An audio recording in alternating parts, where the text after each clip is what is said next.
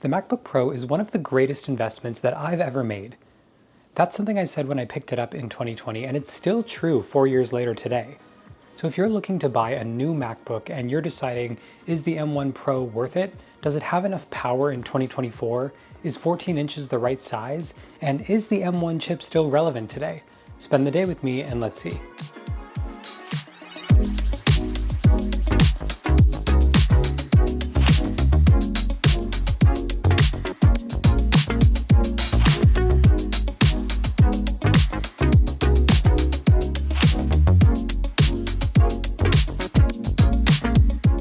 This video is meant to be, how I'm using the MacBook Pro each day. Call it a review, call it a day in the life, both are technically true. But I wanted to share the apps that I'm using and how I'm working as a full-time employee and also a content creator to show you what the MacBook Pro is actually capable of.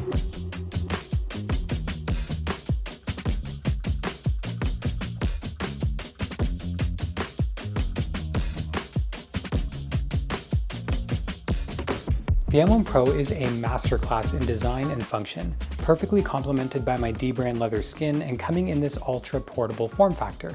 I personally think the 14-inch size is the perfect size for a computer. It's just enough to have a few windows open and it's small enough to take anywhere with you. I recently tested out the 16-inch model for a few weeks, and while I thought the screen size was nice, the trade-off for a much larger form factor was actually quite annoying to lug around. I really thought I was going to love it, but I ended up going back to my 14-inch model, and this is where I'll be staying. Then for anything larger, I'm stepping up to a studio display for the larger screen real estate. And I do think that this is the ideal setup, where you get the benefit of the portability of the MacBook Pro when you want it, and then the option of a larger screen for more space when you need it. By 9 a.m., I'm working in my office. Most days my MacBook is docked here, and I'm using the Apple Studio display and Magic Keyboard and trackpad. At this point, I'm typically starting my workday, and that usually means structuring my day. And for that, I'm using Structured. First, I'm a big user of Apple's Reminders app, and what's great is that with my reminders, they sync into Structured, and then I can add those reminders to my day. What's great is that it provides a really nice visual of where I'm at and what's coming later today. And a lot of my other time is spent in meetings when I'm in this room, and that's usually using the Studio display built-in camera and speakers, but that's a shame because the MacBook actually has a fantastic camera that's even higher quality in my opinion. It's really nice that I can just use one Thunderbolt cable to my monitor and get a camera, microphone, speakers, power, and 4 USB-C ports through my monitor. When I'm using the Studio display, it's perfect for editing videos. And while I'm editing videos like this, it's powered by my M1 Pro chip. This chip is an absolute beast in performance for graphics, video editing, motion graphics, and that has really stood the test of time. And again, that's just with 16 gigs of RAM because the processor is just that efficient. Another thing I find really useful on my Mac is adding widgets to the center of my home screen to make it this sort of dashboard, so I can see my calendar, reminders, my home shortcuts, and my battery on everything connected to this thing.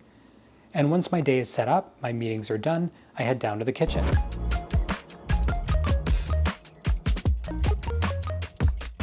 So the main reason I'm down here is the natural light, which is incredible here. I've got Sonos speakers all around the room, which I can AirPlay to, and they sound great. But one other thing is the built-in speakers do have spatial audio, which throws the sound in ways that make it feel like the sound is all around you. It sounds bizarre, but when I'm playing music, it will literally play sound like instrumental is happening right beside me or behind me, which is some crazy sort of black magic, but it's incredible. When I'm using it in this kitchen, I'm usually responding to emails, and for that, I'm using Spark Mail. I've used them for years, and I think it's the cleanest designed mail app. So it gives you the ability to assign emails, or you can snooze emails and they'll come back later on. There's even AI integration to help you quickly respond. One other thing I typically use here is an app called Paste, which essentially gives you the history of a clipboard so you can easily find anything that you've copied, which I find insanely handy and something I got from Setapp. They're today's sponsor, which is extremely fitting because they include many of the apps mentioned in this video. Setapp is a great way to access over 240 advanced functionality paid apps through one easy subscription. Say goodbye to the hassle of searching, comparing, and managing individual apps, apps install and uninstall quickly, and the selection includes most of the apps that I use on a regular basis, which I didn't know going into this, so I thought that was kind of cool. Every app is automatically updated, and annoying ads won't distract you. Setapp's current selection includes apps like Bartender to better organize the menu bar on your Mac, Downy to easily download apps from the web in one click, which is a lifesaver for content creation and I've used it for years, Structured, which is a visual timeline of your day and always helps me maximize my day when I want to be productive. It even includes Spark Mail, which has been my favorite mail app for years and now has built-in AI to make emails even faster. It also has built-in AI to help you find the right app and a browser extension that can do the same when you're searching for something specific. Setapp works where you pay one subscription per month, saving you money on all of your app subscriptions. Setapp is $9.99 per month with a 7-day free trial, but using the link in the description, you get a 30-day free trial to both macOS and iOS Setapp plans. Thanks to Setapp for sponsoring this video. Now let's take a look at some more of the apps that I'm using.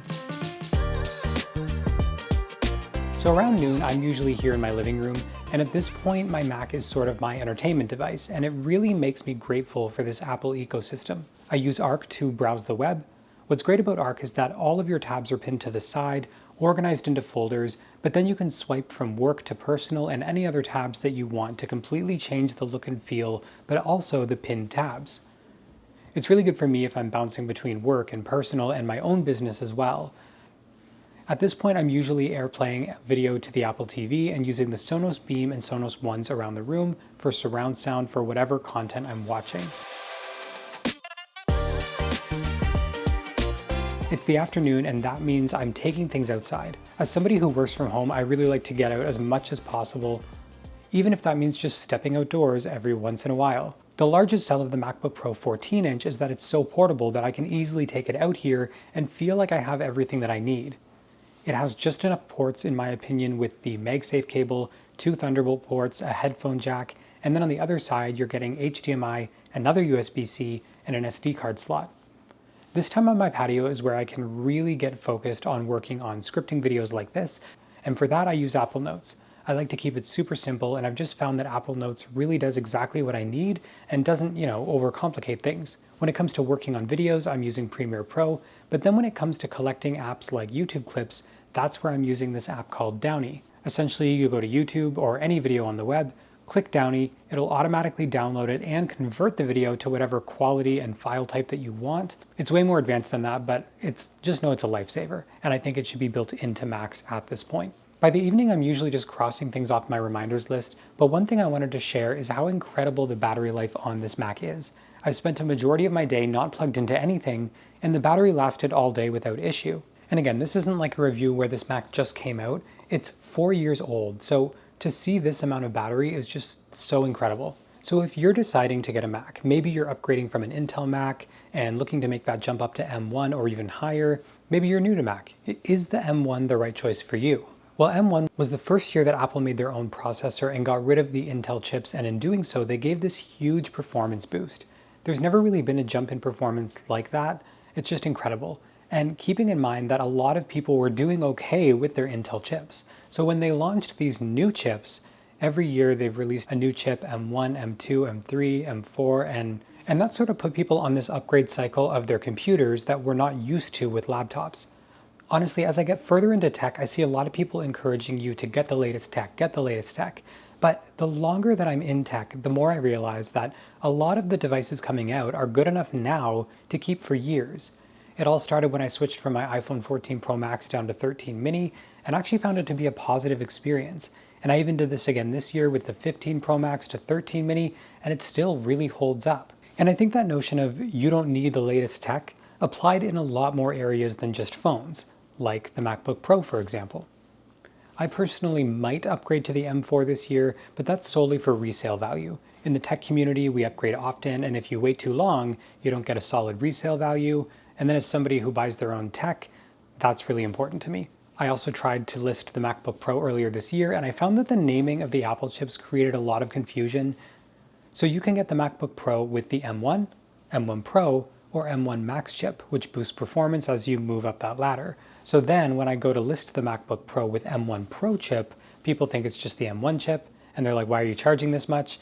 Not realizing that it is the upgraded chip. I really think the Pro in the chip naming was really confusing, and it's going to make it way harder to sell these things eventually. All of this to say, 4 years later with the MacBook Pro M1 Pro, this is one of the best investments that I have ever made and the best MacBook that I've ever used. With the perfect screen size for working and portability, a full-sized keyboard, spatial audio speakers, a great quality webcam with center stage, and enough ports for everything that you need. I think if you can find a good deal on a used or a refurbished M1 Pro, MacBook Pro, I think it's been a really solid choice and still will be for years to come.